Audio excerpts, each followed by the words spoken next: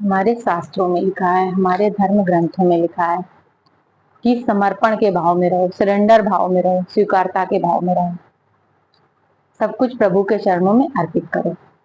हमारे पूर्वज भी कहते रहे हैं, जाहे विधि राखे राम तिहि विधि रहिए। लेकिन हमें कहाँ समझना है। हमारे जीवन में कुछ अच्छा हुआ तो वो हमारी वजह से हुआ है, हमने किया है। हमारे जीवन में कोई दुख आए, परेशानियां आई तो वो दूसरे की वजह से हुई है। दूसरे को दोष देना है, शिकायतें करनी है, आलोचनाएं करनी है।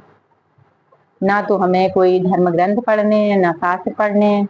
जो हमारे बिलीफ्स बन गए, जो धारणाएं बन गई, बस उन्हीं को सच मानना है, उन्हीं का पालन करना है। इसी वजह से परेशानियां दूर नहीं होती हैं, संघर्ष दूर नहीं होते हैं। पता है आपको, शिकायतें करने से, आलोचना करने से, दोष देने से हमारा ऑरा सिकुड़ जाता है। जब हमारा ऑरा सिकुड़ जाता है तो हमारे जीवन में वो सारी परेशानियां, सारी विपत्तियां, रोग, दरिद्रता, वो सब आने लगती हैं जो शायद हमारी किस्मत में भी नहीं थी। ठीक है, तो अब हम ये गलतियां नहीं करेंगे। ठीक है, अब आप ये सारी गलतियां नहीं करेंगे। आप आभार के भाव में रहेंगे, हर समय कृतज्ञता के भाव में रहेंगे। क्योंकि कृतज्ञता की फ्रीक्वेंसी, आभार की फ्रीक्वेंसी बहुत हाई फ्रीक्वेंसी है। जब हम आभार के भाव में रहते हैं तो हम कॉस्मोस के साथ जुड़ जाते हैं, कॉस्मिक एनर्जी के साथ जुड़ जाते हैं, हम ईश्वर के साथ जुड़ जाते हैं। जब हम ईश्वर के साथ जुड़ जाते हैं तो अच्छी चीजें हमारी लाइफ में आने लगती हैं। जो चीजें हमारी लाइफ में नहीं भी थी, हमारे भाग्य में नहीं थी, वो भी चीजें हमारी लाइफ में आने लगती हैं।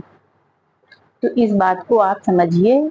दोष देना, शिकायत करना, आलोचना करना, गॉसिप करना, ये सब बिल्कुल अपनी लाइफ से इनको बाय बाय कर दीजिए।